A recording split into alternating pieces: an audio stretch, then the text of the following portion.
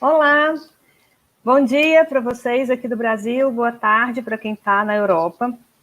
Nós estamos começando agora nosso segundo ciclo, né, de palestras e mesas redondas de hoje que é o nosso primeiro dia, e nesse momento nós vamos ter a mesa redonda composta por Rodrigo Roca, por Rodrigo de Assis, mais conhecido como o Horst. Vou chamá-lo aqui como Horst, porque nós vamos ter dois Rodrigos. Então, vou chamar um de Roca e um de Horst, para que ninguém se confunda.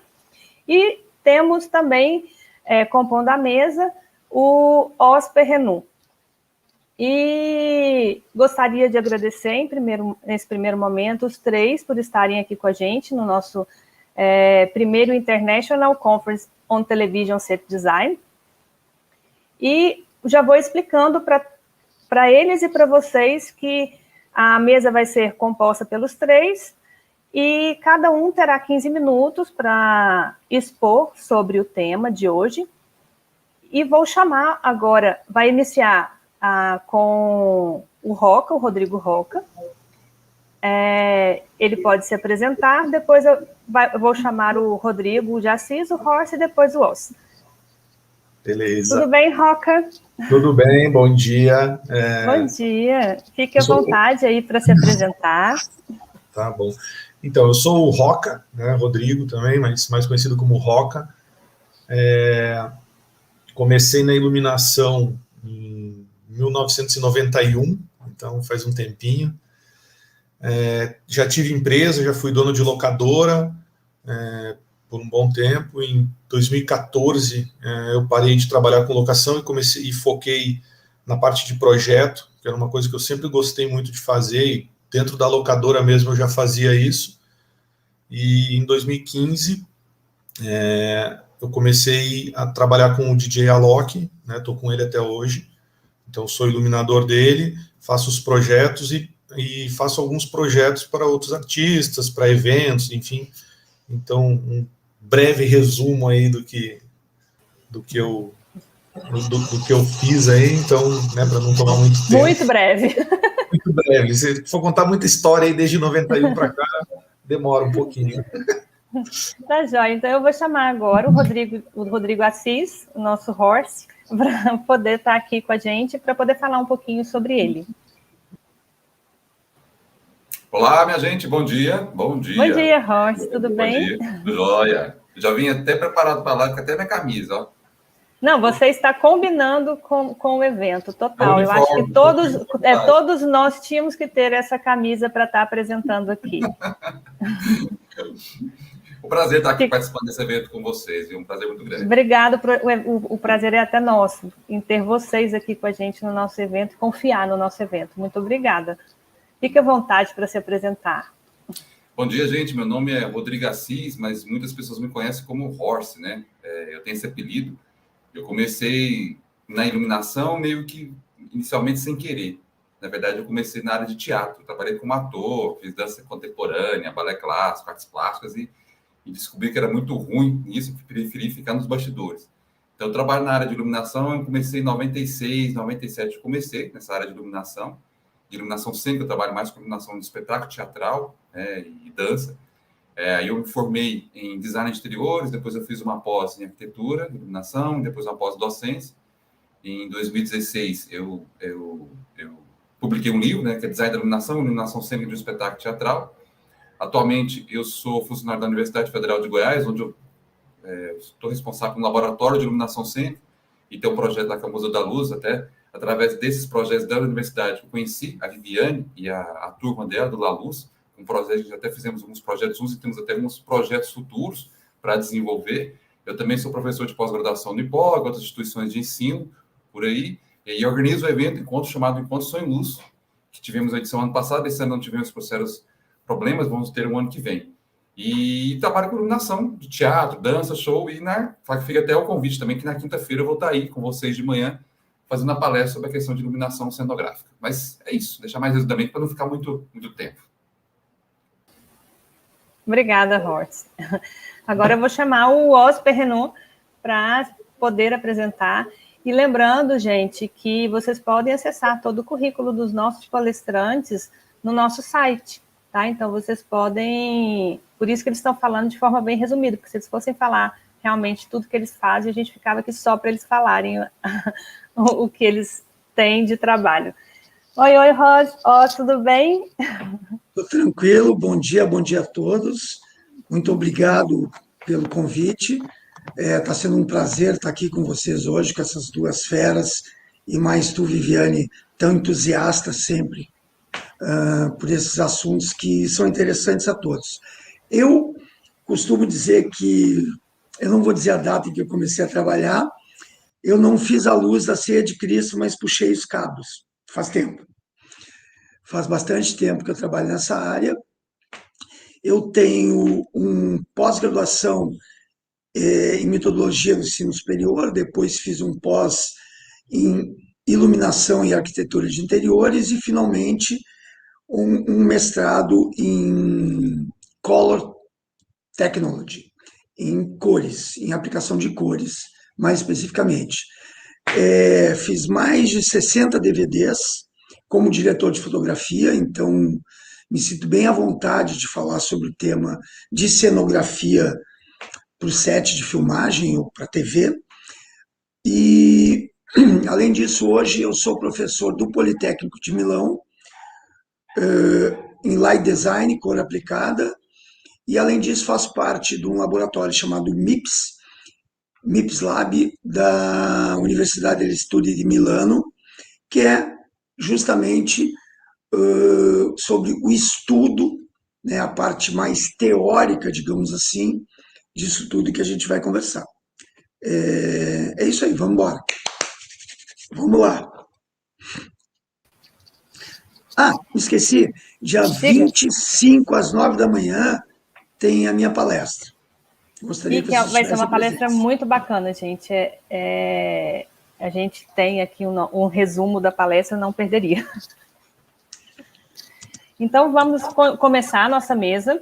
Vou chamar o Roca para estar aqui com a gente e iniciar, né, o nosso debate, um bate-papo aqui que a gente vai estar fazendo nesse momento. Fica à vontade, Roca, você tem 15 minutos para estar expondo. Então, na verdade, a gente estava até conversando um pouco antes sobre isso, e eu acho que um ponto realmente assim falar sobre televisão, sobre set designer e sobre luz para TV é uma coisa que está bem dentro agora, acho que do nosso mercado devido à pandemia. Eu acho que a pandemia trouxe isso, né? Trouxe toda essa necessidade das pessoas, né, de todos os iluminadores começarem a olhar a iluminação não só com o olho do espectador, mas sim com a lente, né, com a câmera. E realmente é uma coisa diferente, você tem que se preocupar com outros fatores, e isso foi uma coisa que para mim surgiu. Eu nunca fui um iluminador de TV, né? Desde o meu começo eu sempre fui um cara mais voltado para show, para festival, e com a entrada disso, realmente a gente teve que começar a mudar o pensamento, né? Até um pouco antes da pandemia, a gente já estava começando a incorporar coisas de luz de plateia, pensando na plateia, pensando na transmissão, começou alguns eventos a ser transmitidos e tal, e na pandemia eu acho que isso ganhou mais intensidade. Então, todos os projetos hoje que eu tenho feito, todos eles são voltados realmente para transmissão, para TV. A gente eu tive que me aprofundar um pouco mais nessa área, né? Então, eu estou lendo uma mensagem. Então, assim, eu acho que é realmente muito interessante essa conferência e tudo isso que vai ser mostrado aqui, porque é um tema que está bem atual, né? E a gente, né, os iluminadores, de um modo geral, tem que pensar nisso e ter isso em mente na hora de criar um projeto, ou na hora de pensar na sua iluminação, pensar nisso para a TV, né, para o YouTube, enfim, para qualquer outro tipo de streaming, que é o que está mais acontecendo. Então, foi uma mudança no mercado, eu acho que foi uma mudança positiva, né, porque, que nem o Osso falou ali, que fez um monte de DVD e direção de fotografia, eram coisas que não estavam no dia a dia de muitas pessoas. Falar de direção de fotografia, falar de câmera, falar de temperatura de cor, né? Então são pontos que hoje você já não consegue mais fazer um evento sem ter que conversar com o diretor, sem ter que ver a temperatura de cor, sem ter que ajustar tudo isso, falar com as câmeras e deixar isso tudo alinhado.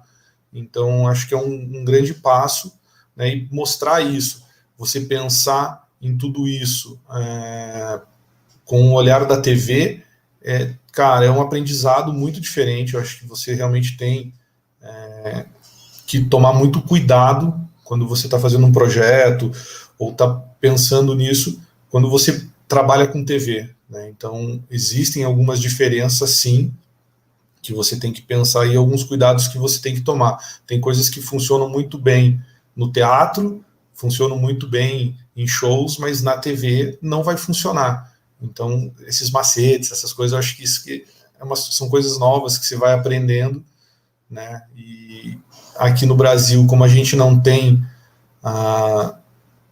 assim, uma faculdade específica de iluminação ou de coisa assim, eu acho que você conseguir compartilhar essas informações, né, e dividir isso com outras pessoas, eu acho que isso é muito bacana.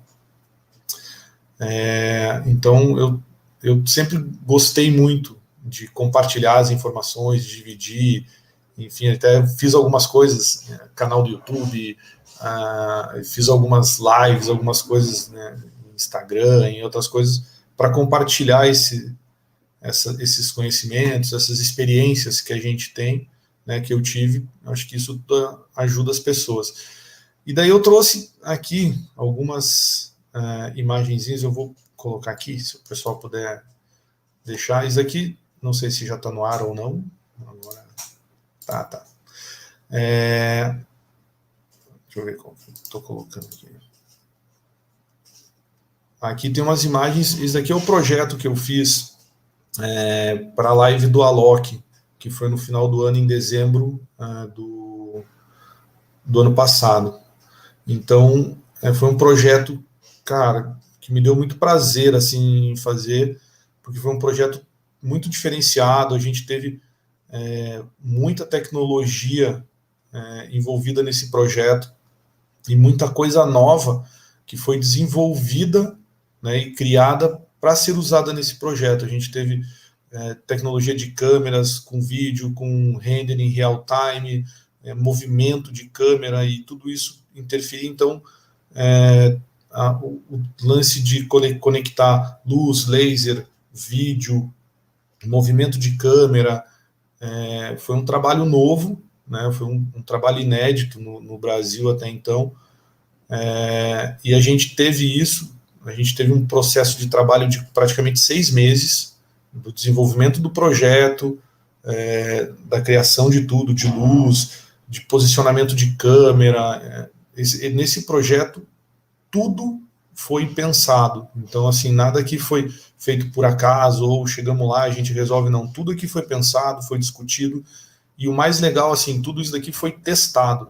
A gente montou durante quase 3 meses, 2 meses e meio, 3 meses, ficou montado um mini laboratório com uma parte de todo esse equipamento, ficou montado no galpão da empresa que estava fazendo os vídeos e fazendo esse processo de vídeo lá. Ficou montado lá todo esse equipamento, um mini palco, nesse mesmo formato, para fazer teste, para fazer experiência. Cara, e a gente fazia algumas... Então, assim, na verdade, tudo isso daqui, essa luz de plateia que tem aqui, mesmo não tendo público, a gente criou essa luz para ter essas formas, para a gente poder brincar com isso. Então, tudo isso daqui tinha um propósito, né, do porquê de cada luz, as luzes de chão, as luzes do cenário, do que iluminava do local do evento. Então, né, o formato do palco, a gente fez um palco que tinha painel de LED nas laterais, no fundo, né, nas laterais, no piso e no teto. Então, a gente trabalhou com isso aqui, um grande desafio da estrutura, né, do peso, para poder suportar tudo isso. e como que essas imagens todas trabalhavam com isso, né? Então, essa aqui seria a visão do palco, né, do artista no palco, o que ele estaria vendo, todos os ensaios de luz, de posição.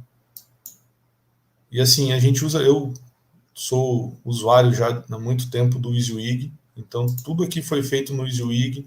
A gente criou um sistema de programação, todas as músicas foram feitas em timecode, então a gente programou todas elas em timecode. Eu montei um time de iluminadores, aqui é a House Mix, né, com laser. Mas aqui é uma abertura que a gente fez, um portal que o Alok passou por dentro de um portal de laser e tal. Então, esse daqui, deixa eu pegar o outro aqui. Aqui tem um videozinho do 3D. Eu vou dar só um play rapidinho, só para vocês verem um pedacinho. Então, tudo isso daqui foi programado no 3D.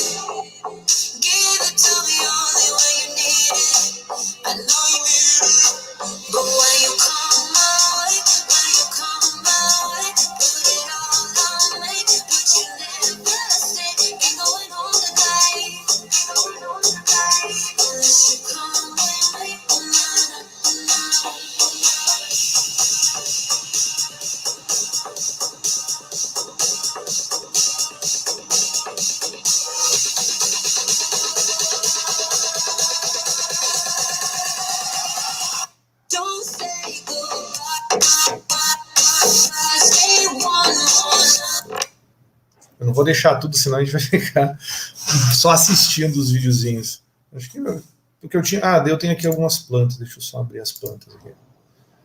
Aí eu fiz, né, todas as plantas de luz, né, em PDF aqui, as plantas de painel, de laser, aonde que tá posicionados os lasers, né, aqui algumas plantas de distribuição de equipamento, visão frontal de tudo, só do palco, uma visão aérea. Aqui a House Mix, aqui a gente tinha uma estrutura atrás da House Mix com 2 lasers que projetavam no painel, e esses lasers reagiam com os vídeos do painel, fazendo a interação do laser com o vídeo.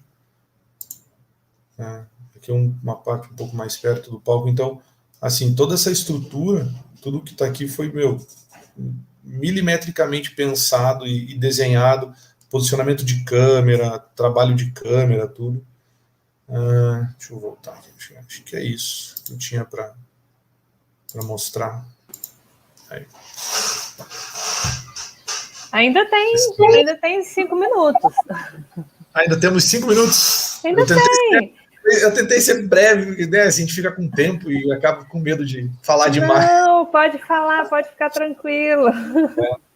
Então, e na verdade, assim, com relação a esse projeto, que eu quis trazer esse projeto em específico, porque assim, realmente foi um projeto muito grande, desafiador, por conta da tecnologia. Eu acho que toda essa tecnologia que a gente trouxe para esse show em específico, quem quiser ver, tá no YouTube, tem no canal do Alok, a live, é só assistir lá que você vai conseguir ver o que realmente tem, a parte de interação de vídeo com câmeras e tudo. Eu acho que é bem interessante e tem coisas que eu acho que é muito bacana trazer isso para essa parte de televisão, né, que já existe hoje em dia. Você não é mais só colocar uma câmera num tripé e dar o play lá, o rec, e sair transmitindo, enfim.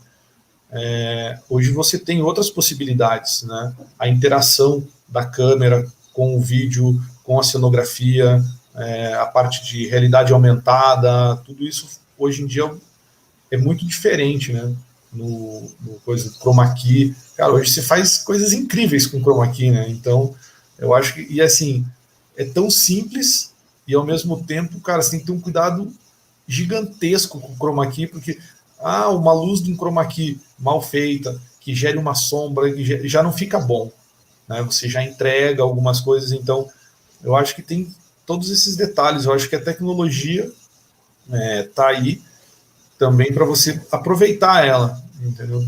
Da melhor maneira. Então, esse projeto em específico me trouxe muito isso, e essa parte de como fazer, como executar e como colocar todas essas tecnologias juntas, integradas e sincronizadas. Eu acho que, na verdade, você colocar cada uma separada funcionando é tranquilo, uma coisa que todo mundo já faz ou que já tem no mercado disponível, mas você ter tudo isso integrado, eu controlava o laser pela mesa de luz, a gente disparava o timecode, todo mundo se sincronizava. Então, o timecode, a gente tem um sistema que a gente usa no Alok lá, que é um sistema de gerenciamento de timecode, que ele disparava para todo mundo, disparava para luz, para laser, para vídeo, para dentro da UM, para unidade de gravação. Então, já todo mundo conversava no mesmo tempo.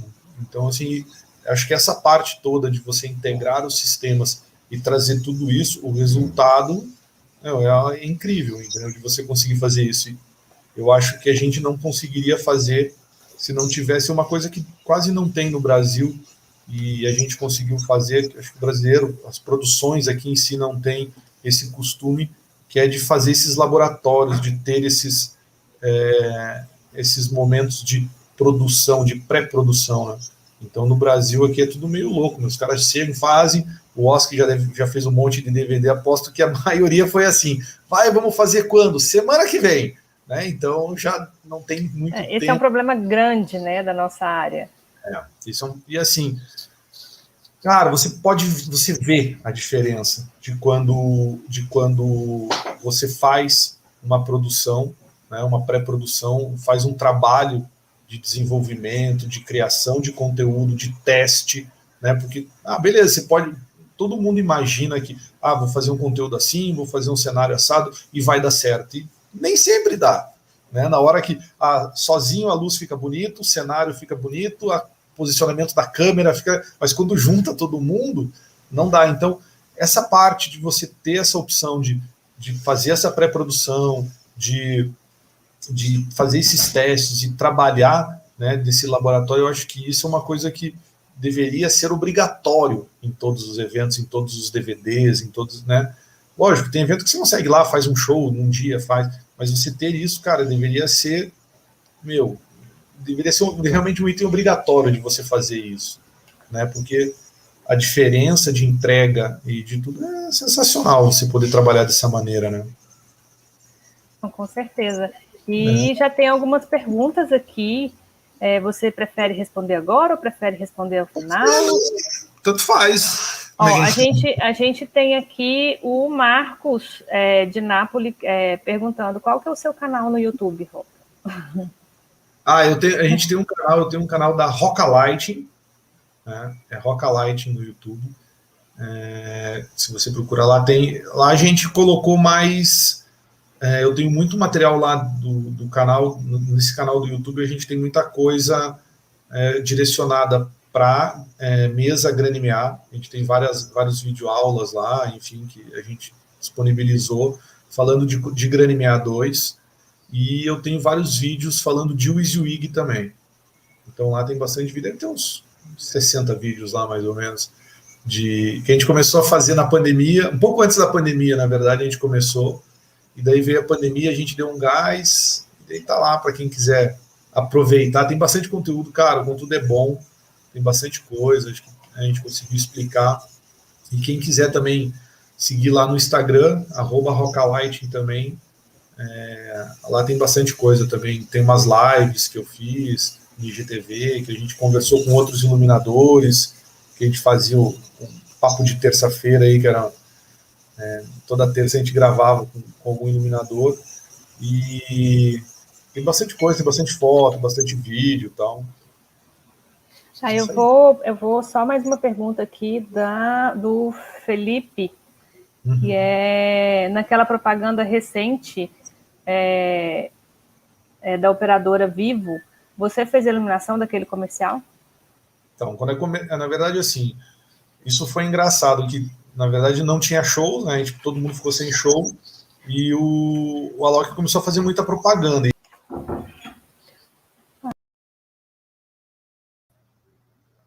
Alô, estamos?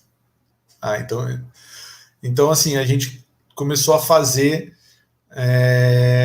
muita propaganda, né? E o Alok, como artista, começou a fazer esses comerciais, e assim, eu não faço eu participo. Tudo que tem algum efeito de luz que o Alok está no palco, ou o Alok está tocando, sempre quando tem isso, ou quando tem laser, eu que vou fazer, a gente que faz. Então, mas a parte de direção de fotografia,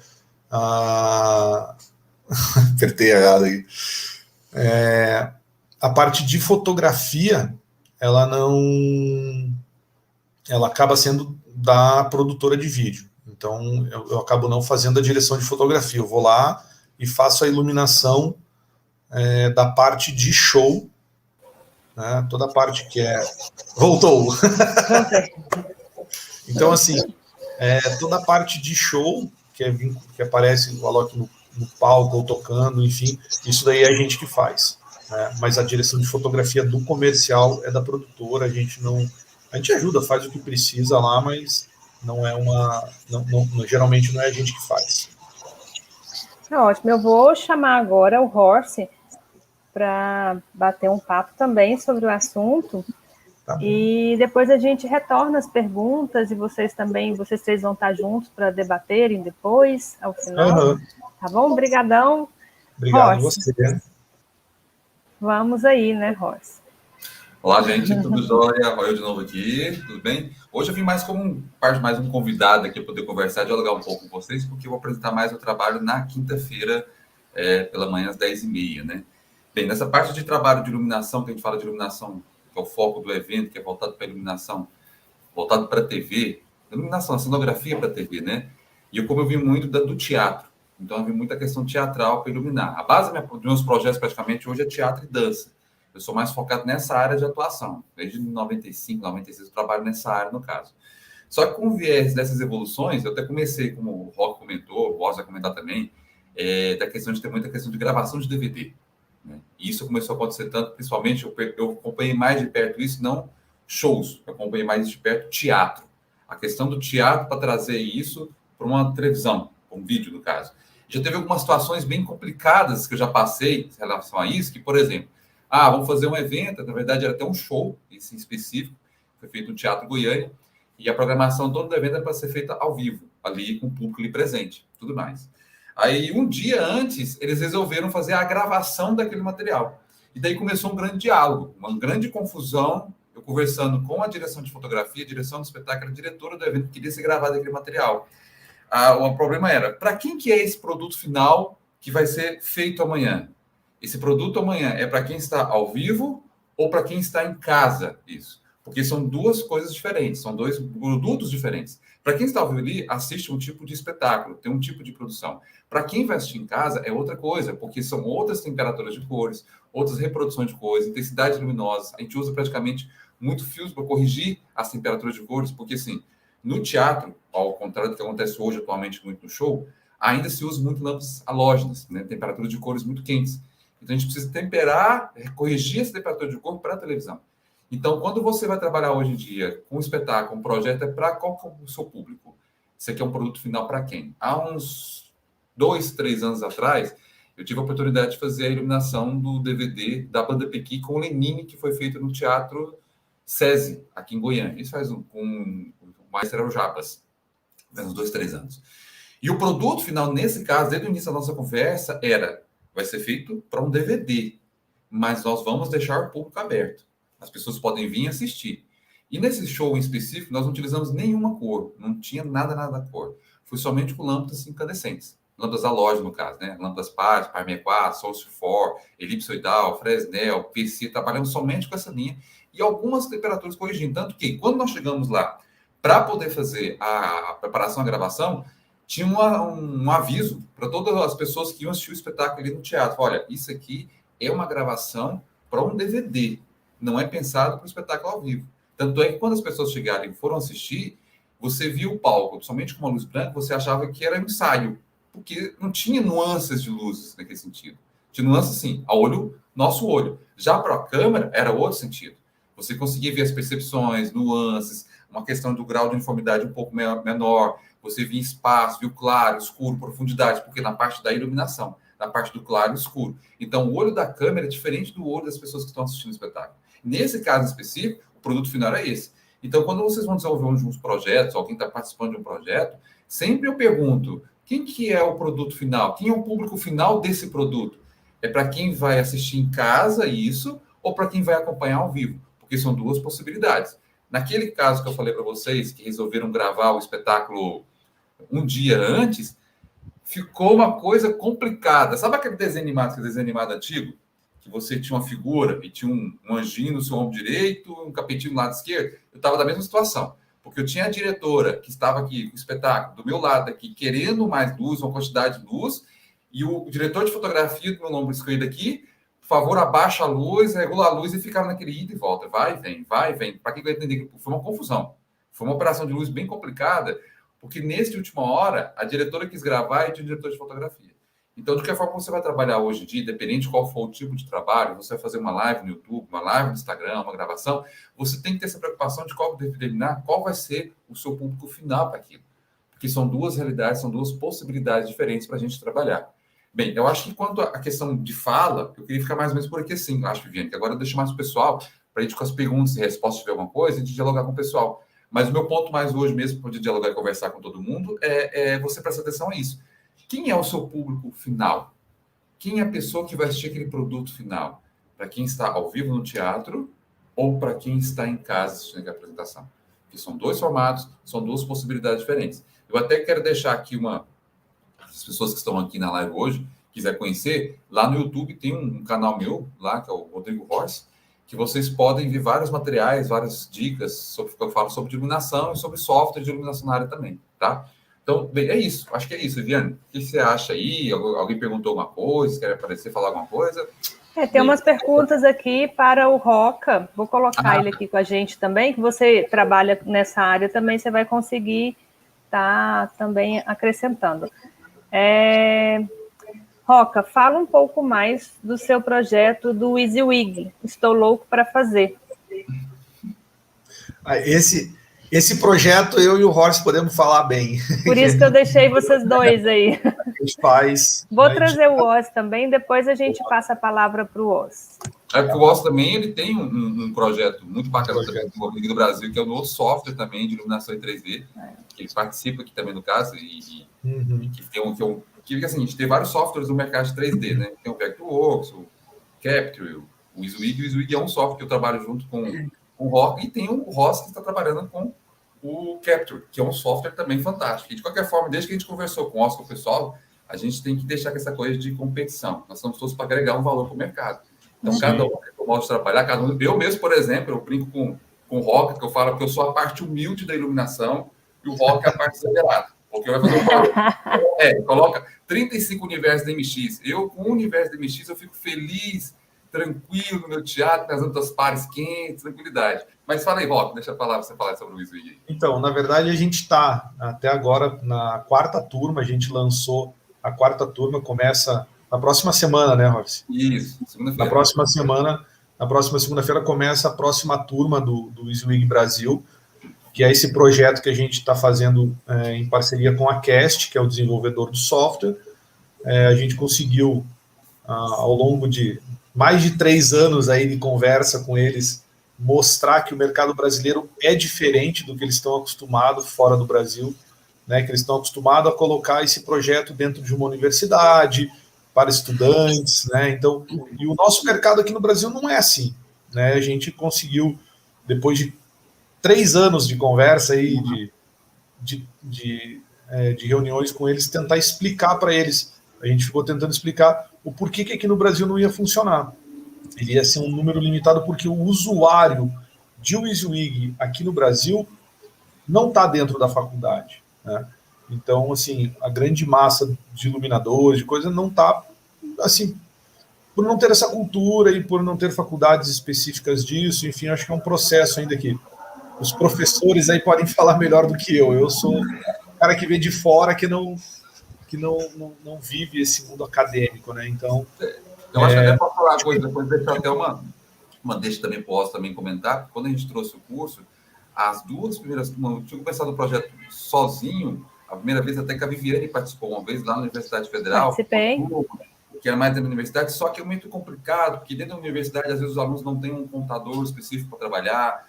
Você também hoje, por exemplo, se você for olhar nas universidades hoje, você não tem uma grade de professores na área de iluminação que tem um domínio na área de prática, da parte de show, de evento de teatro, e tem um domínio do software. Então, mesclar isso nas figuras é bem complicado você achar esse negócio. Foi quando, na época, eu chamei o Roca, poder trazer essa possibilidade do curso aqui também. Eu acho que talvez até a questão do Oz seja mais ou menos a mesma coisa, não é, Oz? A questão de você trazer esse curso para cá, não foi mais ou menos isso? Mais ou menos a mesma coisa. Na verdade, partiu do Vilmar e do Neném, que são meus parceiros, durante a pandemia, de estudarem um pouco software, o Capture, e quando eu descobri por acaso, digo, opa, é um software que eu uso desde 2003, conheço bastante, sou beta tester do software, traduzo para o português, eu digo, posso acrescentar. E como tu falasses antes, na verdade, o iluminador brasileiro, interessado em iluminação, tanto em cenografia, quanto mais profissionais nós formos, melhor para o nosso meio. E tem uma frase maravilhosa do seu Esteban da Gobos, do Brasil, que ele diz o seguinte: nós somos poucos e nos conhecemos muito. Ou seja, quanto mais nós utilizarmos essas ferramentas para melhorar o nosso mercado, melhor. Se vai usar o Swig, se vai usar o Vector, se vai usar o Capture, está tudo certo. Quanto mais, melhor. Tem uma observação sobre essa situação do software, né? Eu fiz o curso e eu percebo bastante que a pessoa tem que também conhecer muito sobre os equipamentos de iluminação, né? Não é só fazer o curso que você vai sair de lá um profissional completo. As pessoas se enganam muito, né? Que acham que a partir do momento que vai entrar num software, aquilo ali vai fazer com que ele aprenda tudo sobre a profissão, e não é assim, né? A gente tem que estudar, é um facilitador, né? Um facilitador. Antigamente se fazia tudo na mão, né? Então, o que você fazia na mão, você vai trazer para o computador, mas você tem que trazer o seu conhecimento também. Né? Então, não basta só você fazer o curso. Eu falo isso por experiência própria. Eu não sou iluminadora. Eu fiz o curso, né? Eu sou cenógrafo. Hoje, assim, como eu estou trabalhando na TV, sou cinegrafista, né? Porque na TV já não é cenógrafo mais. Então, essa parte de iluminação, eu entendo, já fiz curso, mas não domino como vocês. Então, eu tive uma dificuldade até maior em aprender o software.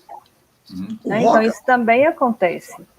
O Roca tocou num ponto que é importantíssimo, que aqui no Brasil a gente não tem, talvez até por uma necessidade financeira, ou por um aporte financeiro, a gente não consegue planejar muito, né? E não consegue fazer um laboratório daquilo que a gente pensou.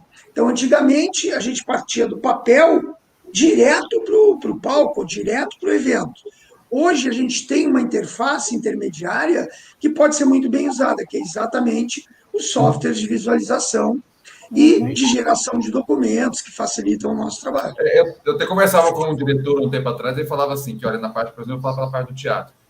A parte mais injusta, antigamente, há um tempo atrás, era a iluminação. Porque o cenário você conseguia ver antes, o figurino você via antes, a maquiagem você via antes, o som você ouvia antes. Esse material, agora a iluminação, ainda mais aqui no Brasil, que infelizmente a gente não tem uma possibilidade de pegar um teatro, um espaço, e ficar 4 dias lá dentro, 5 dias montando, porque muitas vezes você pensa no papel, no 3D. Quando você leva para o real, tem algumas alterações que você tem que fazer na hora. O equipamento não tem... Porque, assim, uma coisa até que o Roca comentou na aula que a gente falou, que todo o material dentro do Swig, os refletores são novos. Tá novinho. Você acabou de tirar da caixa e colocou na hora que você acendeu. Agora você chega lá no teatro. Eu vou da parte de 20 anos para vocês lá. O Felipe Sordal está com a mente quebrada. Você vai ter que fazer... Eu já fiz um desfile de moda uns 2 anos atrás, eu fiz um 3D, estava lindo. Quando eu cheguei lá no local, eram 60 Fresnéis, tinha de 4 modelos diferentes a locadora. Pegou 4 modelos diferentes, uns com tinha lente, uns com lente trincada. Tava uma loucura. Aí tive que rebolar. Aí veio aquela questão de ter o conhecimento técnico em cima do equipamento, para depois saber como trabalhar com ele. O que eu vejo também, uma coisa que falam, só apoiando um pouquinho dessa questão do software, que apareceu muito ultimamente para cá, é a questão do iluminador de computador, que eu acho que apareceu muito. Tem muita gente que está pulando etapa, eu acho. É o iluminador de 3D, né? Iluminador de 3D, isso. Faz o 3D, tá lindo, maravilhoso, mas você coloca ele num palco, montar ele... Meu Deus, onde é que eu vou? Eu faço como é que é. Eu acho que isso ainda tem que ser conversado, isso tem que ser trabalhado mais essa questão, sabe? É uma opinião minha, no caso. Eu tenho... Cara, Roca, eu pensei agora, é um L3DD, né? É um Light 3D Designer, um L3DD. Mas, assim, isso daí é uma coisa que eu bato muito numa tecla de... eu acho que, assim, a gente ter uma faculdade, estudar iluminação, ver toda a parte teórica, não sei o quê, ela é importante, mas eu ainda sou um defensor, eu sou da velha guarda, né? Eu sou um defensor de você colocar a mão na massa e de você aprender com os equipamentos. Eu ainda acho que, hoje, as locadoras ainda são a melhor escola, né? Você ter o equipamento lá e muitas vezes você você começar numa locadora menor que tem um equipamento mais simples, tal, isso te dá muito mais know-how de resolver problema, né? Porque você está numa locadora que te dá um suporte, deu problema no Move, você vai lá e troca, tira um, põe outro, né? É perfeito, mas não te dá o know-how de, tira o cabo, vai, o sinal que tá ruim dessa para aquela. Eu acho que você ter todo esse know-how e essa sabedoria, eu acho que são coisas que você aprende na estrada, no dia a dia. É difícil, eu acho que até numa faculdade você ensinar esse tipo de coisa, né? Se você realmente não tem o equipamento, não mexe, não tem como fazer esses momentos, essas coisas que acontecem na estrada. Então, eu sou um grande defensor disso, de que a estrada, as locadoras, elas são, sim, as grandes escolas, né, para tudo isso. E tem muita gente pulando essa etapa de começar de montador, aprender. Eu acho que, até você fazer uma carga de um caminhão, você tá ali, sabe que equipamento você pode empilhar, você sabe que não pode tombar um case para colocar ele. Então, eu acho que você saber isso é importante. E tem muita gente pulando essa etapa, né? Porque é muito mais fácil você ir lá, lógico, montar um 3Dzão no computador, no ar-condicionado, sentadinho lá no escritório, enfim. Mas, cara, não é fácil, entendeu? Eu acho que você tem que participar disso e tem que fazer. Eu acho que esse daí faz parte do crescimento. E essa nova leva de profissionais, né, os mais novos, muitos estão pulando essa etapa, né, e é uma etapa importante. Eu acho que isso vai fazer falta lá na frente, quando eles se depararem com os problemas, com as coisas, isso vai fazer falta. Aí vão falar, como é que os caras faziam? Daí vão lembrar de nós lá, os velhinhos do negócio. Vamos chegar lá de bengalinha. De bengalinha, pega com a bengalinha e só aponta, tira aquele cabo, e tudo funciona. Tá tudo certo. Mas é uma coisa que eu tento, sabe, Roca? Eu tenho um laboratório de cenografia e o Horst sabe disso, né? Já teve, quando eu conheci o Horst, eu pego os meus alunos, eu faço um laboratório onde eles fazem tudo, desde criação, projeto, execução mesmo. Eles vão para a serralheria da faculdade, eles vão para a marcenaria da faculdade, eles montam o cenário na TV ou onde quer que seja. E a gente teve casos até, a própria Marília, que é uma das meninas do La Luce, que subia naquele... Como é que chama, Horst? Aquela plataforma, aquele carrinho que eleva para montar. Ela foi para lá, ela subiu com o Horst, e ela fazia as ligações, porque eu acho que é isso que aprende. Você ficar assim, só em frente a um professor e ali ele falando, isso não aprende. Né? A mão na massa mesmo que faz a pessoa aprender. Eu vou só finalizar esse período, esses 15 minutos do Horst, que tem uma pessoa aqui que perguntou, tá, Horst, que eu acho que é a Juliana Ventura. Quando a entrega, né, de um projeto desse de iluminação é para os dois públicos, televisivo e não televisivo, como é que é feito? Você vai pensar mais para a televisão ou você vai pensar mais para o público? Posso fazer essa falta falar até uma coisa. Eu vou admitir que eu tenho, da minha história de trabalho, eu tenho muito mais trabalho presencial com teatro e ao vivo. Eu acho que quem tem mais propriedade para responder sobre isso é a questão do Oz. O Oz já gravou muito mais DVD, muito mais, passou muito mais experiência com ele. Então, eu queria até pedir transferir essa pergunta para ele, que eu acho que vai ter mais propriedade até dele falar mais sobre isso. Que é uma realidade que já passou muito mais do que eu nesse sentido, sabe? Então, a gente pode fazer o seguinte, podemos começar os seus 15 minutos, Oz, aí depois você já discorre, porque às vezes o que você vai falar já tem alguma coisa que vai respondê-la, né? Então, acho que é melhor, de repente, começar já você falando, que aí a gente já prossegue, tudo bem? Tá bom. Tá joia, Então, vamos lá. Então, esteja com a palavra, Orsi. Tá bom, vamos lá. Eu vou tentar responder já mais ou menos. O Horst já tinha falado, a gente tem que saber quem é o público. Então, quando é DVD, tu tá gravando um DVD. Se tu tá gravando um DVD, o teu público é o comprador do DVD depois. Então, tu vai fazer para aquele olho. A plateia vai ser um pouco prejudicada. Eu digo um pouco por quê? Porque nós temos, por exemplo, o Oscar, em que a plateia sabe que aquilo ali é para TV e vai estar vendo o que é para TV. Outra coisa é um espetáculo teatral, por exemplo, que muitas vezes tu tem que alterar as intensidades de luz para que esse espetáculo seja captado pelas câmeras, independente se for para mais ou para menos. Fazer um espetáculo sem público para captar teatro para as câmeras não é bom. Por quê? Porque fica frio. Então, tem que avisar o público. Esse espetáculo está sendo gravado para um DVD. Talvez fazer uma sessão especial somente para essa gravação. Meu conselho seria, em teatro, faz uma sessão especial, convida os amigos, os primos que já foram para assistir de novo, enfim. Vamos então aos meus 15 minutos de alegria. Primeiramente, tá, tem um tripé que tem que ser pensado. Vou falar um pouco mais teoricamente.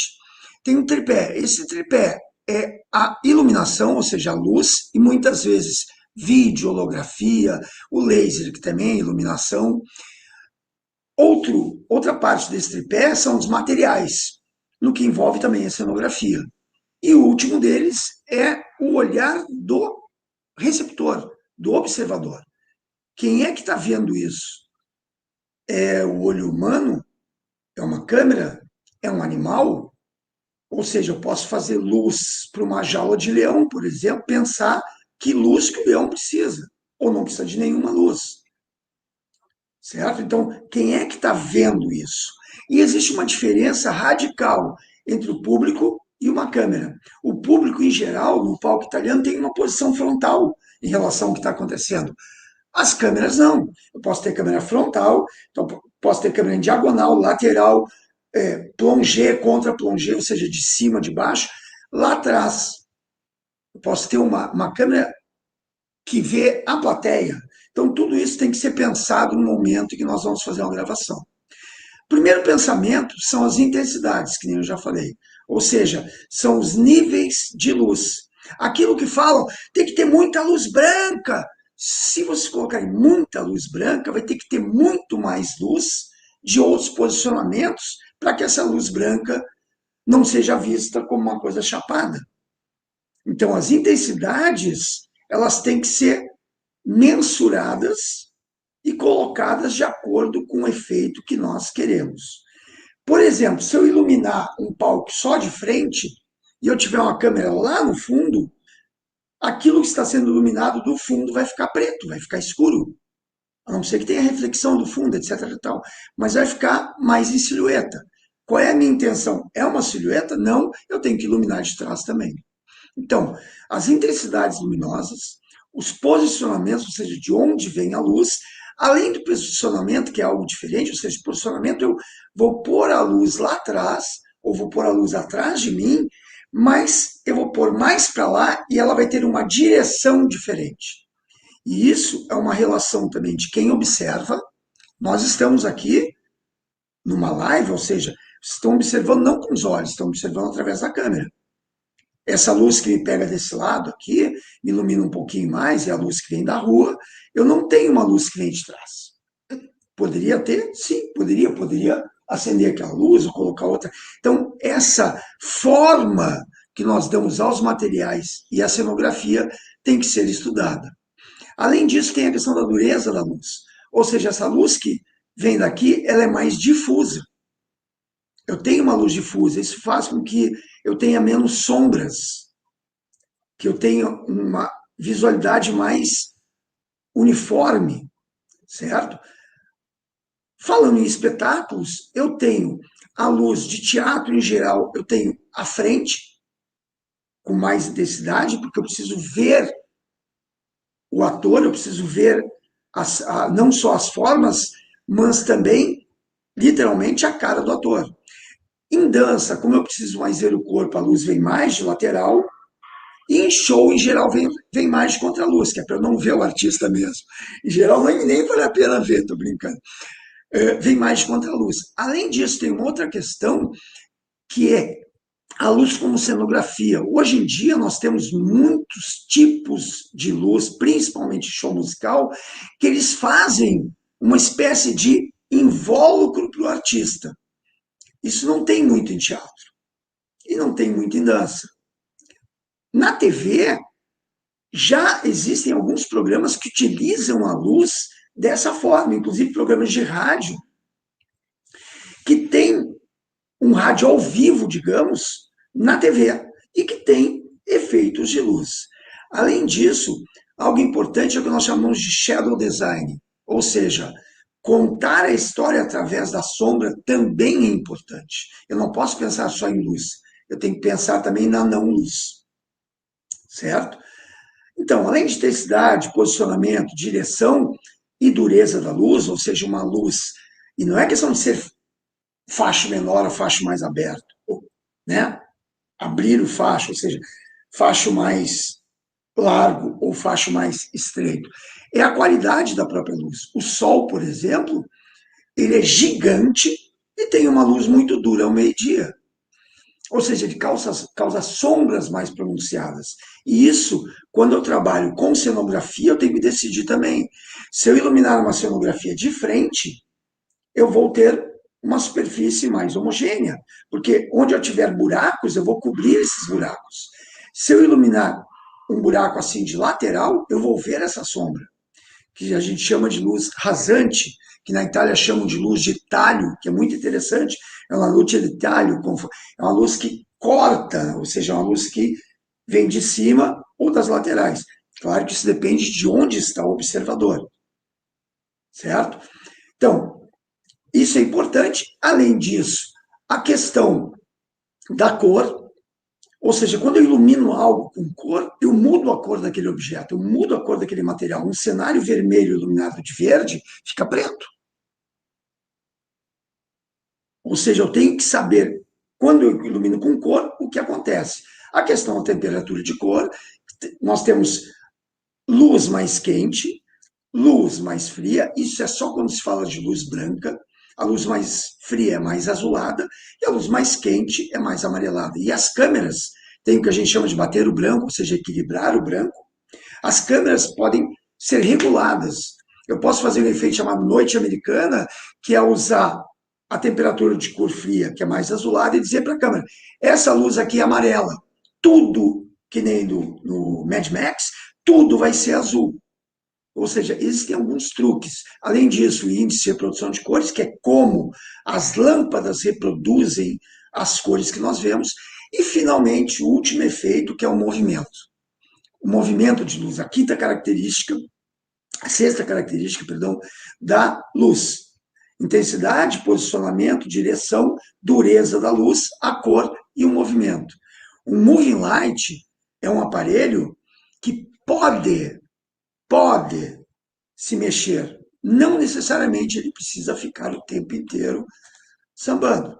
Então, para finalizar novamente, eu já dei ao vivo não, mas já liguei para o Roca, um baita de um trabalho do Alok, maravilhoso, e nesse sentido de concepção de luz, com movimentos quando precisa, quando não precisa é paradinho, quando não precisa é um portal onde o cara atravessa. Né? Aquilo que o Rossi falou, no teatro é um pouco mais complicado de trabalhar, né? Porque e também não se tem muito dinheirinho, né? O teatro, quando a gente trabalha com teatro, em geral, a gente é mais pobre que grandes shows. Para a questão de o que rende cada um deles. Enfim, essa era a minha dica. Se tivermos perguntas, estou aí à disposição. Deu os 15 ou deu 15,5? Não, olha, ainda temos 8 minutos. Vocês falaram para mim que vocês falavam demais. Eu estou achando que... 2 minutos eu tenho? Ainda tem 2 minutos. Não, tem 8 minutos ainda. Olha eu falei só. Em 7. Tu viu? Falei rápido mesmo. Hein? Que velocidade. Os dois estão falando. Vocês três me falaram que eu tinha que controlar vocês, porque vocês falavam demais. Eu estou achando que realmente mulher fala mais mesmo, porque eu falo muito mais que vocês. É que eu fui na velocidade, eu realmente Eu fui acho na que esse velocidade. falar demais de vocês depende do referencial. Eu acho que é isso. Se o referencial for eu, vocês não falam nada. Acho que, na verdade, todo mundo ficou preocupado com o tempo aqui, acabou todo mundo, não, vou rapidinho para não atrapalhar, para não roubar o tempo do amigo. Se eu soubesse, eu não tinha falado nada disso para vocês. Deixa eu Então, fazer um comentário. Fala, desculpa. Pode fazer. Não, eu vou fazer um comentário a respeito daquilo que eu falei de luz base, né, lá no início. É que, agora, viu, lentinho, que vou gastando bastante tempo. A luz base, que é a luz que a gente chama que imprime, vai depender da câmera. Existem câmeras que têm uma sensibilidade maior e câmeras que têm uma sensibilidade menor à luz. Antigamente, quando tinha câmera de tubo, você precisava de muita luz. Hoje em dia, você precisa de bem menos. Precisa de bem menos luz para imprimir. Né? Tem outras questões técnicas que quem quer trabalhar com iluminação para TV precisa saber também, precisa conhecer um pouco de câmera também. O que é uma abertura de câmera, o que é a profundidade de campo. Né? E quem quer trabalhar com cenografia, além da questão estética, precisa compreender como a luz influencia nos materiais. Uma bola de isopor não é a mesma coisa que uma bola de boliche iluminada. Muito menos um globo de espelhos. Então, não é só a construção física da cenografia, mas também entender como ela reage à luz. Muitas das vezes, vou olhar para o Rock e para o Ross ao mesmo tempo, muitas das vezes alguém diz, me salva aí, né? Me salva aí. Ó, a gente tem, às vezes a cenografia não está muito bem construída, ou tem os amassões, ou deu não sei o quê, e com luz a gente consegue resolver algumas coisas, não todas. Já passei por situação, no caso, que o diretor, às vezes, o grupo, como eu trabalho mais com o teatro, o Ross falou, nós somos um pouco assim, um povo mais humilde, trabalha com menos dinheiro, mais tranquilo, sempre pergunta assim, faz o mais barato, amizade, sempre tem mais humilde. E muitas vezes chegou até assim, Rodrigo, a gente não tem grana para cenário, vamos ter que resolver com a iluminação. Tem que dar um jeito de fazer com a iluminação. Teve uma, acho que foi um trabalho até com o pessoal do Teatro Goiânia, quando eu vou lá, os meninos até hoje, os técnicos até hoje me xingam, porque na época tinha um elipsoidal, se me lembro o nome, acho que era Rankstrand, um elipsoidal alemão, pesado, de 8 facas, o bicho era um monstro elipsoidal, grandão. E tínhamos que fazer um espetáculo que tinha que simular, inicialmente era fazer um piso todo quadriculado, e não tinha grana para montar um linóleo, comprar um linóleo desse para fazer quadriculado, tipo um tabuleiro de xadrez. Aí eu fui fazendo a iluminação, 25 elipsoidais a pino, quadradinho, poder fazer o marcado. Foi um trabalho, porque assim, a hora que você ligava tudo, tinha lâmpada mais velha, tinha um espelho, o refletor que estava mais usado, então o brilho não estava muito bom. Aí você chegava no outro, a lâmpada queimou, o brilho afundou, porque mexia nada. Não, foi uma loucura, uma noite montando, e sempre assim, a gente sempre passa por um desespero, porque o espetáculo será na sexta, você tem quinta-feira à noite para começar a montagem. Aí vai na madrugada, louco, para entregar o negócio, fazer a montagem, passar ensaio e tudo mais. Então acontece muitas vezes o pessoal chega para a gente, não tem cenário. Vamos ter que ver com a iluminação. Vamos ter que resolver a situação com a iluminação. Isso acho que até já aconteceu, talvez com você ou com o Ross também já passou por situação dessa, tá? Sim, direto. Como eu me lembrei de mais uma coisa que é importante, que é a fumaça, tá? Para acontecer isso que o Ross falou, a gente tem que ter fumaça para marcar os fachos, se eu quiser marcar os fachos. A fumaça, ela é muito traiçoeira, porque existem 2 tipos básicos de fumaça, 3, na verdade. Um se chama fumaça, fog, o outro é hazer, e um terceiro tipo que é o gelo seco, que é o rasante. Esses 2 primeiros, a fumaça, que pode ser feita de várias formas, e a hazer, elas são muito boas para show. Agora, para DVD, para captação da imagem, essa fumaça ela não pode ser muito densa. Isso vai dar problema, tanto de reflexão da luz nas câmeras, e vai acontecer, vai lavar a imagem, porque vai refletir, quanto de interferências várias. Ou seja, para gravação tem que ser Hazer, H-A-Z-E-R. H-A-Z-E-R. E a última coisinha que eu tinha me lembrado, que era a piadinha que eu ia fazer, você sabe que eu gosto. Quinta-feira, às 10h30 da manhã, tem a palestra do Rodrigo Rossi. Por que eu falo isso? Porque na palestra dele, vocês assistem e descobrem quando é minha.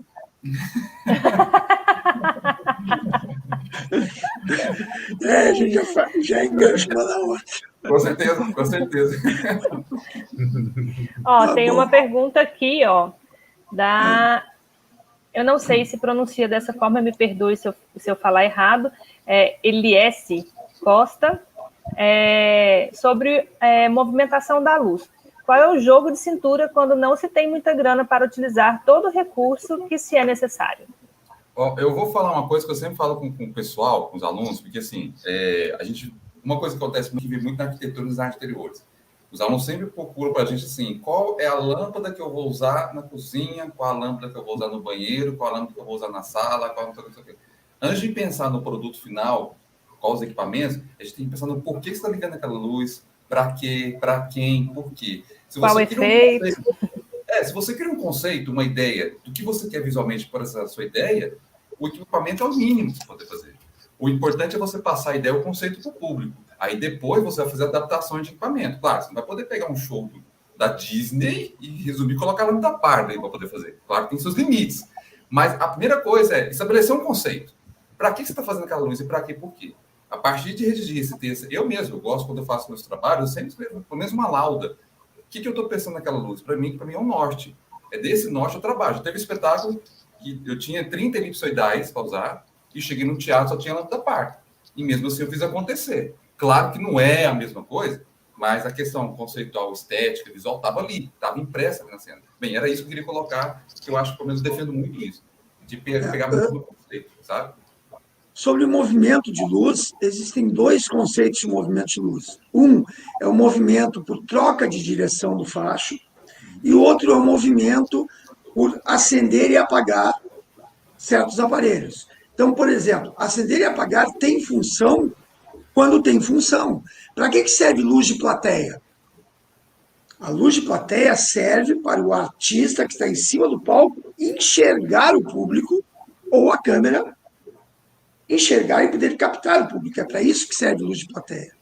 Ou, se dá algum problema de segurança, a gente liga a luz para que os seguranças vejam o que está acontecendo. Enfim, é para isso.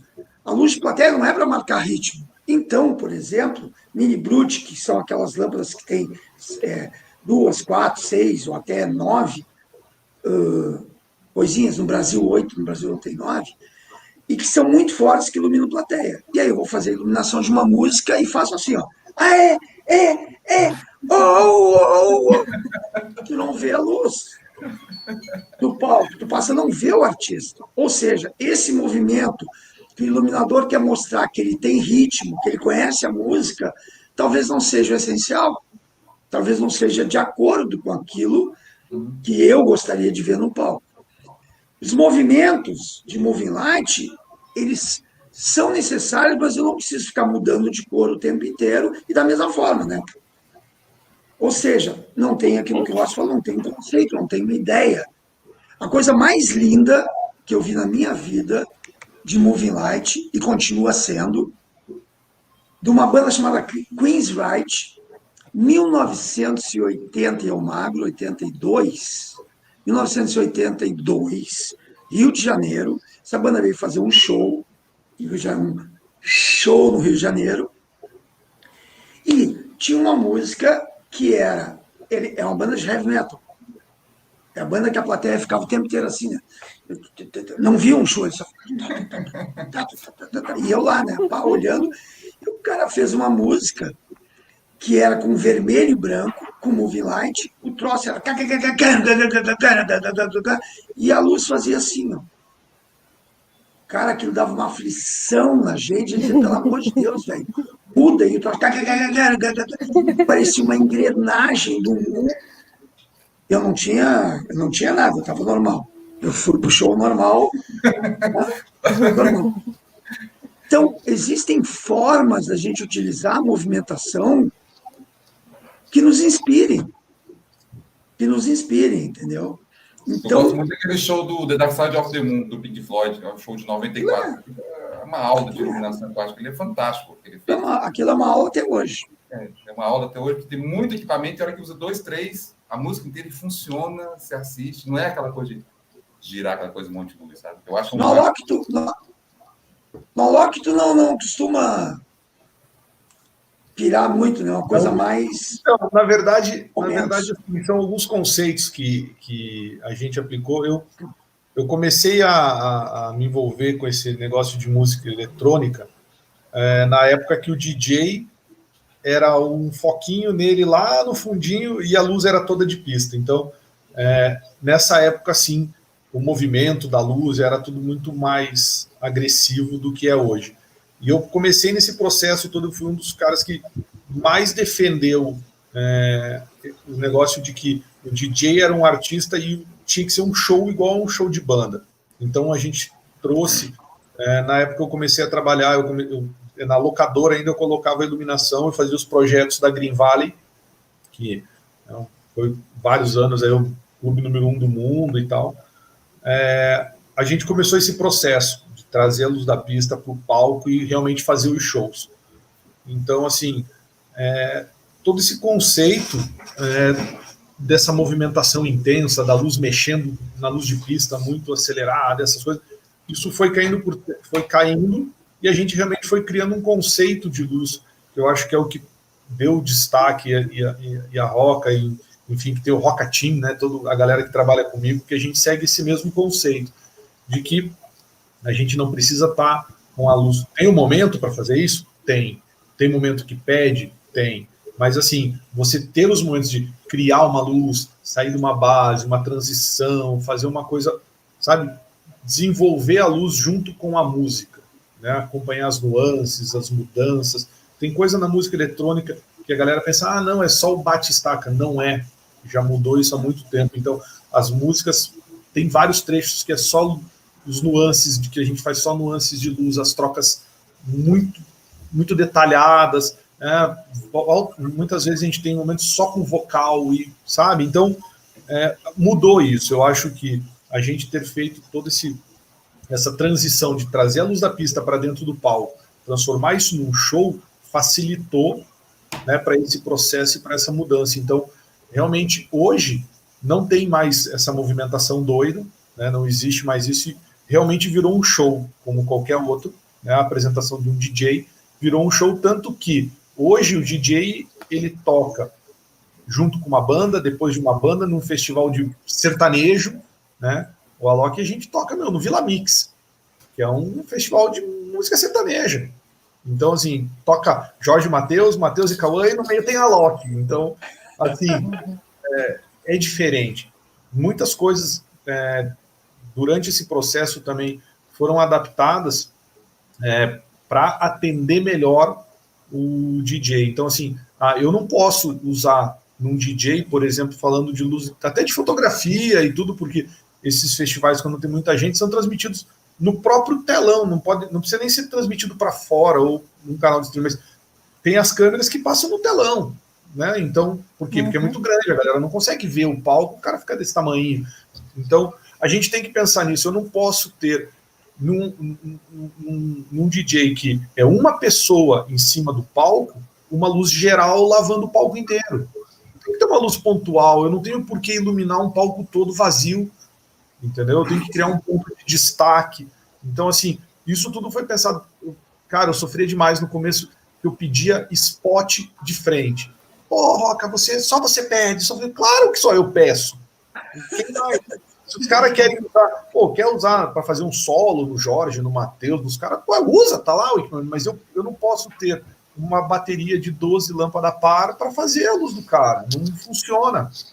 Eu tenho que ter, assim, na minha visão, quando você tem uma luz focada, mais forte, um facho de um spot, e você foca isso, você cria um ponto de visão maior, você cria, né, você chama atenção para aquele ponto. Eu não estou iluminando o palco todo, mostrando tudo que eu não quero mostrar. Então, a gente acaba criando esse ponto de destaque que valoriza o artista. Então, tem um motivo. Não estou pedindo spot porque da minha cabeça eu sou louco. Não, tem um motivo para isso.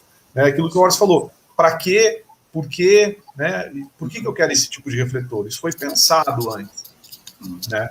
E uma outra coisa que a gente tinha uma briga, cara, que era uma briga eterna. Máquina de fumaça. Então, assim,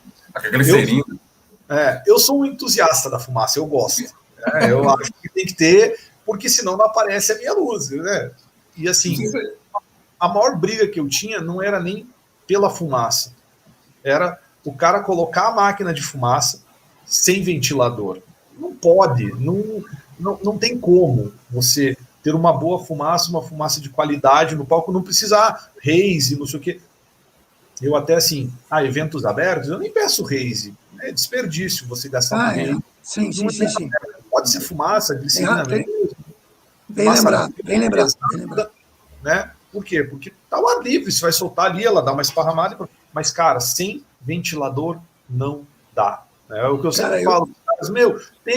Você tem uma máquina de fumaça, você obrigatoriamente tem que ter um ventilador, uma turbina. Agora existem essas turbinas fantásticas, né? São coisa linda. Você bota a turbina, o negócio é perfeito. Então, assim, mas tem que ter. Não existe como. Pô, você lá solta fumaça, meu. Eu falo que parece uma bomba atômica, né? Faz uma bomba atômica no meio do palco, assim, come todo mundo, né? E cadê? Não, meu, fumaça é dosadinha, você tem que ter preenchendo. Sim. Né? Bem lembrado a história do ar livre e do ar preso, porque ao ar livre é mais tranquilo. Dentro de teatro, a raiz funcionaria melhor. Eu tenho uma história boa de máquina de fumaça. Um técnico, eu já fui mais brabo, né? Eu já fui um cara assim, eu ficava bravo, assim. Hoje em dia eu estou mais tranquilo, eu aprendi com o tempo. Aí teve uma vez um show em que a fumaça não parava no palco, porque estava ventando muito. Então o que acontecia? O cara ligava a fumaça e a fumaça ia embora. Iluminava lá do cachorro quente para lá, entendeu? E aí eu cheguei pro cara e disse, essa máquina de fumaça tem que ser melhor colocada. Porque aí no palco ela não tá fazendo. E não era o meu show ainda, era um show de abertura. E, cara, eu disse, tu tá me dizendo que eu vou ter que pegar essa máquina, vou ter que ligar lá naquela casinha lá? É isso? Pra fumaça chegar aqui, eu digo, tu sabe onde é que tem que ligar. Tu sabe o efeito que vai fazer, tu só tem que ir até lá. Né? Leva lá e lá na casinha que a fumaça vai chegar aqui. Mas eu vou falar. Isso daí, cara, de máquina de fumaça, meu, a galera sofre comigo, assim, porque eu sou chato, velho. Eu fico correndo atrás. A gente gravou um DVD agora, faz uns 2 meses, acho, do Dennis DJ. E, cara, foi lá em Goiás, lá em Goiânia. Meu, num lugar, no alto de um morro, numa fazenda, um vento, velho, que não parava. E a estrutura era meio que um 360, o palco tava no meio, tinha estrutura em toda a volta, eu tinha 8 máquinas de fumaça. E, cara, era incrível, assim, ó, tava as 8 máquinas soltando fumaça desesperadamente.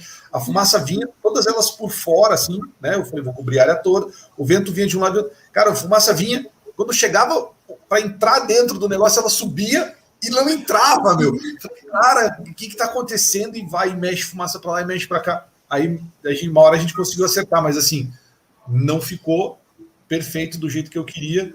Mas, cara, foi assim, 2 horas de gravação, foi 2 horas desesperadoras, neguinho com a máquina. Eu andava em 2, assim, um segurando o cabo e o outro com a máquina de fumaça, outro com o ventilador, e, sabe, de um lado para o outro, e eu atrás dos caras, e assim, tem coisas que você não tem como explicar. Eu gosto de falar da fumaça, uma coisa que o Oscar comentou, isso eu vou falar, vou tentar até um pouco mais do mundo dele, ele vai, na palestra, ele vai falar muito melhor do que eu, que é uma coisa interessante de conversa, é uma questão de cores, de reprodução de cor, da cor que você vai representar. Então, assim, a gente pode fazer até brincar nessa questão de fumaça, que é interessante, é de você ter, por exemplo, sei lá, eu tenho um piso ali, você me corrige, Rock, se eu estiver falando bobagem, pelo amor de Deus. Você tem um piso ali que ele é vermelho, no caso, um piso vermelho, e você deixou uma parte, uma fumaça densa no ar. E você vem com uma luz amarela que vai cruzar esse ar de fora a fora. A luz amarela, a gente tem a junção do verde com o vermelho. A gente pode ver que a gente consiga, naquele ar, aquela luz que cruza o teatro de fora a fora, no tom amarelo. Mas normalmente aquele piso no chão que ele é vermelho, a gente consegue visualizar a luz vermelha aqui no chão, a luz vermelha no chão. Tipo assim, a gente pode ter possibilidades que no ar é uma coisa e no chão é outra coisa.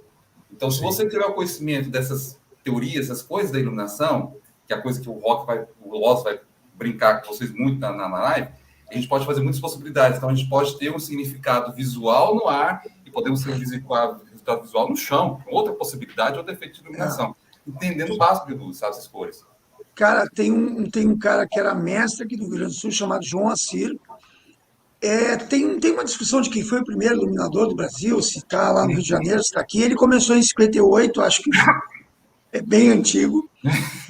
E uma vez eu vi uma luz dele, cara, um balé, Tigrinho, o apelido dele. Cara, o chão todo azul e os bailarinos tudo iluminadinho. Como assim, cara?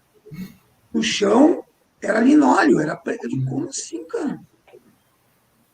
Aí eu fui lá, ô Tigrinho, como é que tu faz aquilo, cara? Olha pro lado ali, perno. Aí eu olhei, tinha umas torrezinhas do lado com elipsoidal. Esses elipsoidais, eles eram recortados no pé, ou seja, eles não pegavam no chão. Eles iluminavam os bailarinos, todos, e era um monte. Todos os bailarinos não pegavam no chão. E esse chão era feito de um contraluz, uma luz que vinha de trás e iluminava o chão. Então, tudo é aprendizado. Falando em aprendizado, hoje é 20 de setembro, feriado aqui no Rio Grande do Sul, dia da tentativa de independência do Rio Grande do Sul, há muito tempo atrás, 20 de setembro, então é feriado. E tem um festival chamado Califórnia da Canção, que é em dezembro, que eu vou fazer a luz, que é lá em Uruguaiana. Na Califórnia da Canção, Roca, se um dia te convidarem para fazer qualquer coisa lá, não precisa máquina de fumaça. Sabia?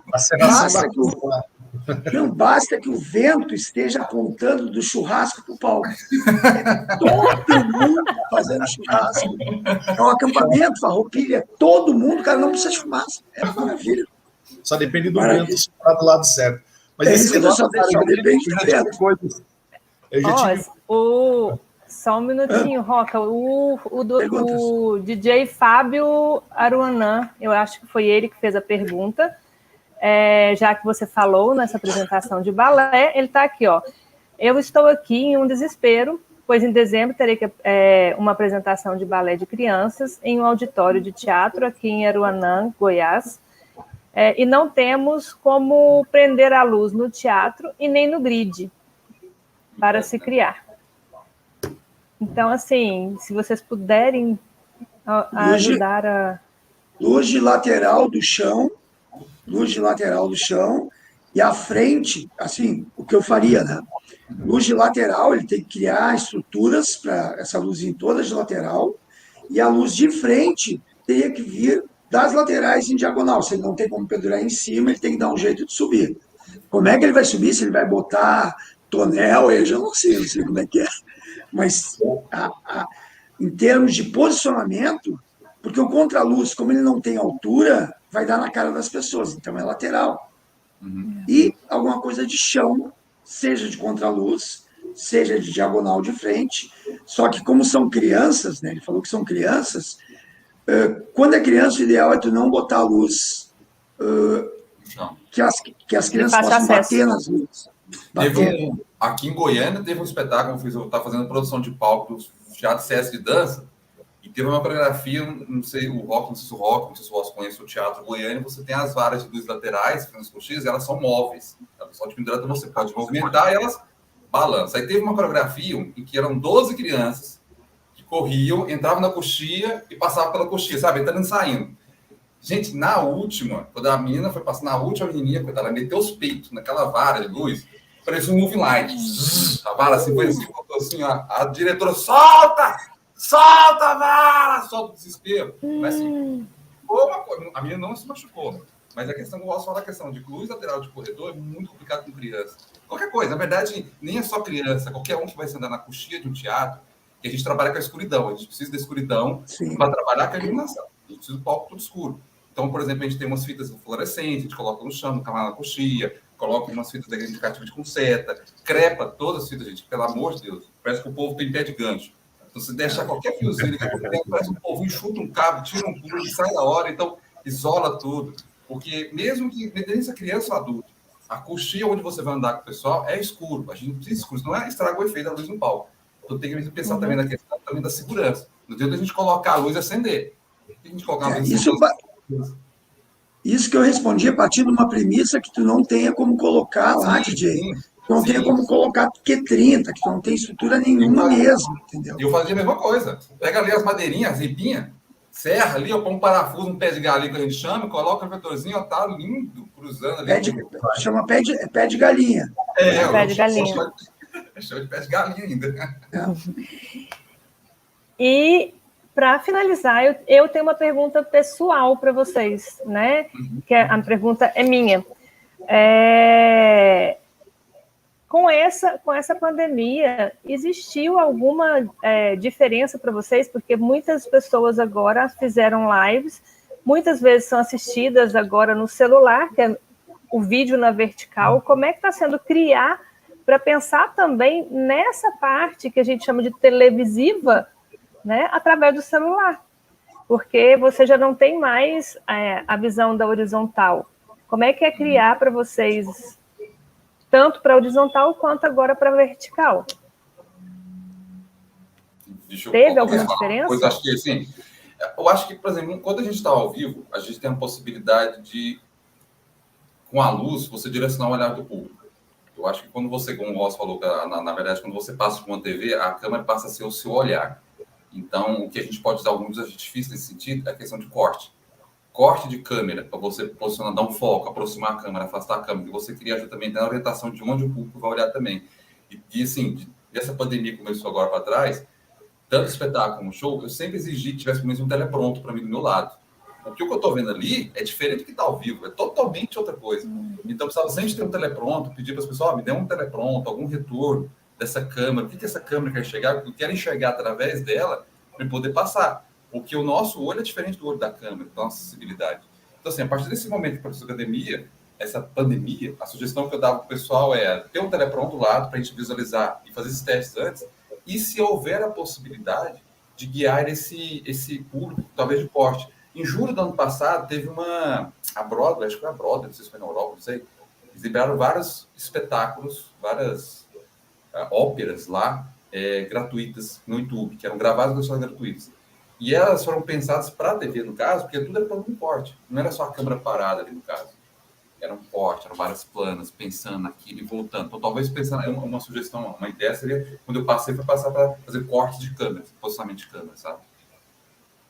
É a minha posição. A fala de vocês. Eu não sei, eu acho que, na verdade, assim, esse lance de pé ou deitado, eu acho que, na verdade, para a iluminação em si, não sei se tem muita diferença. Eu acho que é muito mais... É porque para o cenário tem. Né? Eu acho que isso daí vai muito mais do cenário e do corte que está sendo feito. Então, assim, quando você faz o crop, né, das câmeras, você pode cropar a imagem, quando você grava ela, por exemplo, grava 16:9, e você vai usar esse mesmo material para Instagram ou para coisa assim que é de pé, vamos dizer assim, aí você já tem que pensar na hora assim, na hora que eu acho que vai muito mais do cenário. Eu acho que a iluminação em si não chega a ser um problema ou uma dificuldade para a gente nesse propósito. Acho que é um desafio muito mais para o diretor de corte, para o diretor de câmeras, do que para a gente. Porque na cenografia a gente tem bastante esse problema hoje, né? Esse é um problema, porque às vezes você faz eu queria saber se na iluminação vocês foram interferidos, se teve alguma interferência também. A única diferença... Oi, vai. Segue, Roca, segue. Não, eu ia falar assim, em relação a isso, é só a única coisa que às vezes você acaba iluminando áreas que não aparecem, né? Então, assim, você tem um cenário gigantesco, tá lá 16:9, na hora de gravar, gravou fechadinho, gravou, né, para ficar de pé, e todo aquele trabalho que você teve de iluminar acaba não aparecendo, mas eu acho que não chega a ser um problema. Imagina o seguinte, na verdade, o único problema que eu vejo é que no momento que tu usa uma imagem 16:9, para não aparecer a luz que se tu não quiser que a luz apareça, tu tem que fazer um quadrado de 16 por 16. Ou seja, se a câmera estiver de pé, ela não vai pegar a luz lá em cima. Ou seja, eu não posso botar, digamos que seja 9 metros de altura, tá? Que já é eu não posso botar a luz a 9 metros de altura. E quando a câmera pegar assim, ela vai pegar 9 até a minha luz e mais 7 metros para cima, que não tem nada. Então, eu tenho que pensar num quadrado de 16 por 16. Eu não sei. A única coisa que muda é isso. Só que isso, desculpa, só que isso eu estou falando num plano geral. Sim. Porque aquilo que o Roca falou, se o cara pegar um pedacinho 16 por 9 e ele limitar a altura da luz, ele automaticamente vai estar limitando as laterais. E aí aquilo que o Roca falou, a gente fez um negócio que não vai aparecer. Eu acho que, na verdade, esse lance que a galera usa de cropar as imagens, né? O cara vai lá, vai cortando e deixa o negócio. Só que, assim, realmente, tudo isso daqui que tava, né? Que nem aqui, cropa a imagem e fica só o rosto aqui e tudo que está em volta não aparece. Então, assim, eu acho que é um desafio muito maior para o cenário, né? Do que para a iluminação. Eu acho que a gente trabalhar... Eu fiz recentemente um projeto que ficou muito legal. E que eu queria mostrar esse também, mas esse eu não posso porque não foi ainda para o ar, que é o lançamento da Discovery. A Discovery lançou um serviço de streaming chamado Discovery Plus, e a gente fez uma live deles de apresentação e tal. E, cara, realmente, assim, a gente fez lá no Estúdio Quanto, o negócio ficou sensacional, assim. E, cara, todo com cenário de LED, tudo virtual, tudo digital. E chegou um momento, e assim, eu fiquei... O diretor de corte lá, que estava fazendo as câmeras, um grande amigo meu, a gente ficou lá, cara, vamos fazer uma luz, vamos fazer a luz perfeita, vamos pegar o cenário, porque quando você trabalha com luz, moving light, luz de LED, né, os refletores, tipo ribalta de LED, painel de LED e um palco de cenografia, você conseguir equilibrar tudo isso, né, e trazer que a luz, o vermelho do painel de LED não fique cor-de-rosa, ou não fique magenta, ou não mude o tom, e equilibrar tudo isso com o facho de luz branca, o moving light que está projetando um vermelho, não sei o quê. Cara, é um trabalho, assim, de horas, não é uma coisa que você senta, vamos bater o branco, preseta a câmera aí em 5.200, sei lá, qualquer coisa. Não é. Então, cara, mexer na cor, trabalhar com a colorimetria das câmeras, põe um pouquinho de verde, tira um pouquinho de não sei o quê. O ângulo que a câmera está em relação ao painel de LED interfere, porque ela vê o LED de um outro ângulo. Então, e a gente ainda tinha um cenário que o painel era curvo, fazendo uma curva. Cara, só problema.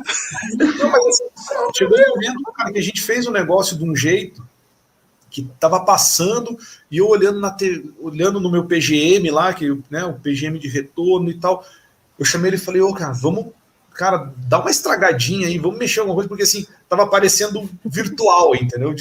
Tão, cara, e esse, tão real, tão preciso que ficou, cara, quando botava a cor lá, tipo, aparecia a cereja em cima do bolo, brilhava o negócio vermelho, assim.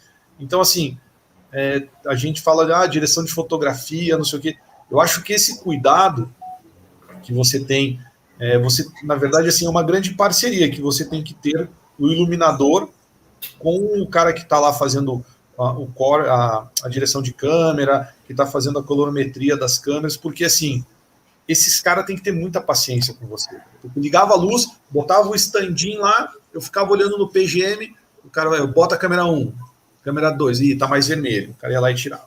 E agora ficou verde, aí não sei o quê. Então, assim, o Oz falou um negócio assim, tem que entender de câmera, né, para você, é bom você entender um pouco de câmera, se conhecer. Eu não sou um profundo conhecedor de câmeras. Eu sei o basicão, ISO, temperatura de cor, não sei o quê. Eu sei o básico, até porque, existe milhares de câmeras, né? Não tem como você saber, né? Tem câmeras que têm detalhes, o tipo de câmera de cinema, câmera de streaming, não sei o quê, isso muda bastante. Mas, assim, eu sei o que é bonito de ver. Eu acho que também isso, você ter essa noção de saber o que você quer mostrar, saber onde você quer chegar, e lógico, você tem que bater o olho, você tem que ver, tá meio verde, tá meio amarelo, tá mais vermelho, Então, assim, você equilibrar isso, e, cara, essa pessoa que está do teu lado lá, mexendo, fazendo as coisas, tem que ter muita paciência. Você tem que ser amigo do cara para você não brigar com ele, porque, meu, é chato, assim, e chega uma hora que você faz, e chega um determinado momento que você já não está mais vendo direito, você tem que parar, sair, ir lá, ver o sol, andar um pouco para voltar, porque senão você não consegue, chega uma hora que começa a ficar confuso. Então, assim, esse daí é um negócio que eu queria falar sobre essa parte de fotografia que o Wallace falou quando você falou de câmera. Eu falo assim, pô, meu, mas eu não entendo muito de câmera. Eu sei que eu precisava saber mais, estudar, mas eu sei o que é bonito, eu sei o que eu quero mostrar de bonito. Eu acho que isso também é importante, né? Muito mais do que conhecer. Né? A questão eu de me saber... identifico muito. Só um minutinho, Oz. Eu me identifico muito com isso, Roca, porque eu tento estudar câmera por conta de cenografia e não acho tantos materiais. E também porque a tecnologia ela muda muito rápido, então você aprende de uma, amanhã você já tem que saber tudo de outra, né? E eu sinto essa falta, e eu faço muito essa coisa de teste, né? Então, assim, eu queria aprofundar mais nisso, sabe? Faz falta. O que eu falo de câmera, na verdade, é mais de uma coisa genérica mesmo, tá? Sim. Porque, por exemplo, existem situações em que tu vai fazer um trabalho que tem vários tipos de câmera no mesmo trabalho. Isso é muito ruim, né? Meu, como é ruim. Isso, e agora que você falou, cara, a gente faz, ainda mais agora com esse negócio de live, eu fiz pouca live, na verdade. Assim, o Alok fez 2, uma foi com a Globo, né? Então, né, meio padrão, foi na casa dele, e a outra foi na live que a gente fez no final de ano, e a gente fez muito comercial. Cara, mas eu acompanhei outros trabalhos, que eu fiz alguns projetos, e que, assim, nem sempre a estrutura das lives, porque, assim, se criou muitos estúdios. Então, qualquer quarto virou estúdio, qualquer salinha virou estúdio de gravação, qualquer coisa virou um chroma key. Então, assim, né, a cortina verde da avó virou chroma key. Então, assim, aconteceu isso, né? E eu tive aqui em Curitiba, teve uma empresa que me contratou para fazer, eu fiz um projeto, eles fizeram um estúdio dentro da empresa, que a empresa tem lá 10 mil funcionários, o cara gera conteúdo de atualização, ele tinha muita coisa presencial que virou online, então a gente montou esse estúdio. Cara, assim, a gente criou um estúdiozinho simples, mas muito bem feito, muito bem projetado, e o lance das câmeras, cara, é uma coisa assim, você ter câmeras diferentes, de marcas e modelos diferentes, ou até de funções. Pega uma câmera de cinema, conjunto com uma câmera de streaming, cara, e agora a câmera fotográfica que, né, filma, cara, a diferença é muito grande. É muito grande. Você bota lá o mesmo ISO, a mesma abertura, o mesmo não sei o quê, o mesmo shutter, cara, são 3 imagens diferentes. Não tem como você fazer. Quando eu falo de câmera, quando eu falo de conhecimento de câmera, não é nem questão de estudar, mas é entender um pouco o funcionamento daquele olho, que é diferente do nosso. Né? E se eu vou falar no dia 25 às 9 da manhã, dia 25 eu vou falar um pouco sobre câmera de forma genérica, assim, para compreensão, porque quem tem que saber mesmo de câmera é o cara. Porque a câmera é uma interface entre a iluminação e o que está sendo mandado para o espaço, ao vivo, ou gravado. E o cara que é o diretor de imagens que tem que saber realmente como resolver, que é isso que o Rock falou, esse cara a gente tem que ser amigo, porque senão tu vai te estressar. O cara vai dizer, aquela luz, então, é aquilo que eu falei, a história do contraluz. Pensem bem, contraluz em geral tem que ser mais intenso que a frente, certo? Normalmente a gente faz o contraluz mais intenso que a frente. Para a câmera da frente, lindo. E para a câmera de contraluz, que está atrás, é o contrário. E essa câmera vai dar diferença, óbvio que vai dar diferença. Por quê? Porque ela está num outro ângulo, cara, e não tem como tu resolver dessa forma. Então, enfim, é um trabalho, e é por isso que a gente chama de trabalho, só que é muito prazeroso ao mesmo tempo, né? É muito bacana, assim, toda vez é um desafio diferente. É bacana, a gente trabalha com coisas bonitas. Não é um banco que tu vai lá e as notas são sempre igual todo dia. Com relação a esse negócio que você falou que é um desafio, cara, a gente tem usado muito laser, né? E laser e câmera são coisas que não se dão muito bem, né? Você colocar laser e câmera é uma coisa que... E a gente tem um processo, assim, esse processo é muito trabalhoso, da regulagem e do posicionamento dos lasers para você poder trabalhar com as câmeras de uma maneira segura, né? Então, assim, eu não posso colocar de qualquer jeito e botar as câmeras lá e, bateu o laser na câmera, eu vou torrar uma câmera. E às vezes, se tem câmeras, na live da Log tinha câmera lá de 150 mil reais, né? Como é que eu vou fazer? Imagina, tem lá 8 câmeras lá, 150 mil, 300 mil cada câmera. Então, assim, esse processo de você alinhar os lasers e fazer... A gente criou um processo de trabalho com isso e que, funciona muito bem, e tem funcionado muito bem, um processo de todo que a gente...